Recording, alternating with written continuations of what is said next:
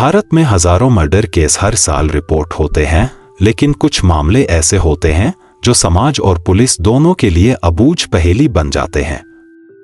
ऐसी ही एक अनसुलझी कहानी थी एक 29 साल की लड़की नीतू सोलंकी के मर्डर की, जिसने पूरी दिल्ली को हिला दिया था। पुलिस के पास हत्या करने वाले का नाम और पहचान थी, लेकिन फिर भी वह अपराधी उनके हाथ नहीं लगा। यह मामला भारत में एक मिस्ट्री की तरह रहा, जिसमें अपराधी ने अपने भाग्य और चालाकी के सहारे पुलिस को सालों तक चकमा दिया। आखिरकार उसे अपने कर्मों की सजा मिली, लेकिन उस समय तक उसे कानूनी रूप से सजा नहीं दी जा सकी थी। यह 11 फरवरी 2011 की बात है, जब दिल्ली रेलवे स्टेशन हमेशा की तरह लोगों की भीड़ से भरा हुआ था। अचानक पुलिस को एक काला बैग मिला जो लावारिस स्थिति में पड़ा हुआ था। जब पुलिस ने उस बैग को खोला तो उनके होश उड़ गए, क्योंकि उसमें एक युवती की लाश थी। उस वक्त यह लाश किसकी थी, इस बारे में पुलिस को कोई जानकारी नहीं थी, लेकिन एक विशेष चीज पर पुलिस की नजर गई। लड़की की कमर पर मोर पंख का टैटू बना हुआ था। यही टैटू उस लड़की की पहचान का एकमात्र सुराग था। पुलिस ने कई अखबारों में और टीवी चैनलों पर इस मामले को लेकर नोटिस जारी किया, लेकिन किसी ने उस लड़की की पहचान नहीं की। यह मिस्ट्री और भी गहरी हो गई जब 13 दिन तक कोई भी व्यक्ति पुलिस के पास नहीं आया। पुलिस इस उम्मीद में थी कि कोई परिवार या जान पहचान का व्यक्ति उस लड़की की लाश की पहचान करेगा, लेकिन कोई जवाब नहीं मिला। अंततः पुलिस ने लड़की के अंतिम संस्कार का फैसला किया। उसी दिन जब पुलिस अंतिम संस्कार की तैयारी कर रही थी, एक आदमी ने पुलिस से संपर्क किया। वह व्यक्ति नीतू सोलंकी का पिता था, जिसने बताया कि वह उसकी बेटी है। तब जाकर पुलिस को पता चला कि मृतका का नाम नीतू सोलंकी था।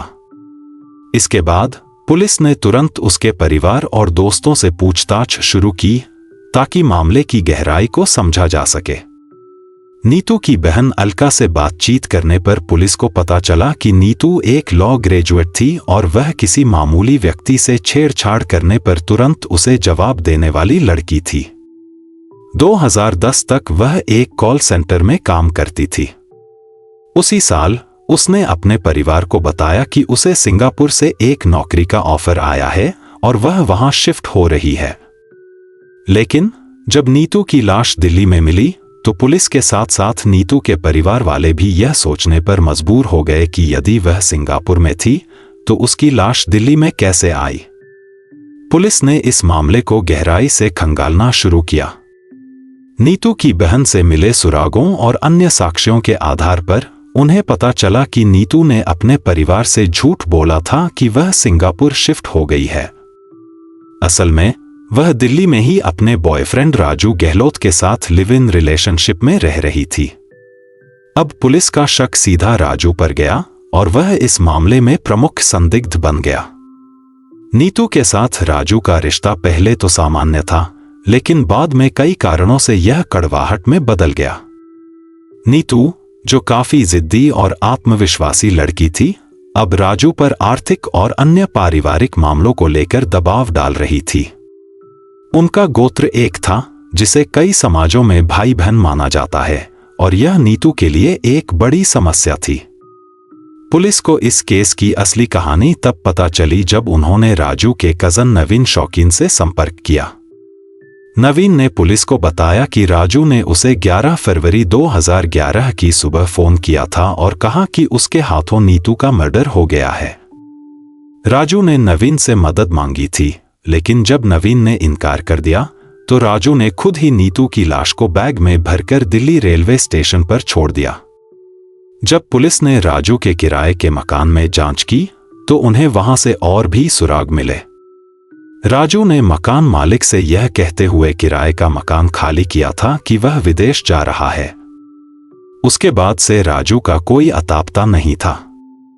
पुलिस के हाथ कई सुराग लगे, जिनमें से एक यह था कि राजू को आखिरी बार गोवा में देखा गया था। लेकिन जब पुलिस वहां पहुंची तो वह पहले ही वहां से निकल चुका था। पुलिस को राजू के बार बार बचने का मुख्य कारण उसकी चालाकी समझ में आया। उसने नकली दस्तावेजों का उपयोग करके अपनी पहचान बदल ली थी। उसने अपनी पहचान के लिए फर्जी आधार कार्ड, पैन कार्ड और यहां तक कि 10वीं और 12वीं के सर्टिफिकेट्स भी बनवाए थे। वह अपने परिवार से भी पूरी तरह से कट चुका था और पुलिस के दबाव में उसने उनसे कोई संपर्क नहीं रखा। पुलिस के कई प्रयासों के बाद भी राजू को पकड़ पाना संभव नहीं हो सका। उसने लगभग 15 मोबाइल और सिम कार्ड का उपयोग किया, जिससे उसकी लोकेशन ट्रैक करना और भी मुश्किल हो गया। दिल्ली पुलिस ने उसके ऊपर 2 लाख रुपए का इनाम भी रखा था, लेकिन वह अब भी पुलिस की पकड़ से बाहर था। राजू गहलोत के पुलिस से बचने की कहानी 8 साल तक चलती रही। इस दौरान उसने न केवल दिल्ली पुलिस को बल्कि कई अन्य एजेंसियों को भी चकमा दिया। अंततः 2019 में पुलिस को एक कॉल आया जिसमें बताया गया कि जिस व्यक्ति की उन्हें तलाश है वह गुड़गांव के एक अस्पताल में भर्ती है। जब पुलिस वहां पहुंची तो उन्हें पता चला कि राजू, जो अब रोहन दहिया के नाम से जाना जाता था, अस्पताल में अपनी अंतिम सांसें ले रहा था। उसने डॉक्टर्स को अपनी असली पहचान बता दी थी और उसके परिवार से भी संपर्क किया गया था। राजू की कहानी यहीं खत्म हो गई, लेकिन उसने अपने जीवन में जिस चालाकी से खुद को पुलिस की पकड़ से बाहर रखा, वह हमेशा एक रहस्य बनी रही। यह कहानी दर्शाती है कि किस तरह से एक अपराधी अपने फर्जी दस्तावेजों और चालाकियों से सालों तक पुलिस को चकमा देता रहा। अंत में उसकी बीमारी और कुदरत ने उसे सजा दी, लेकिन उससे पहले वह अपने किए की कानूनी सजा से बचता रहा।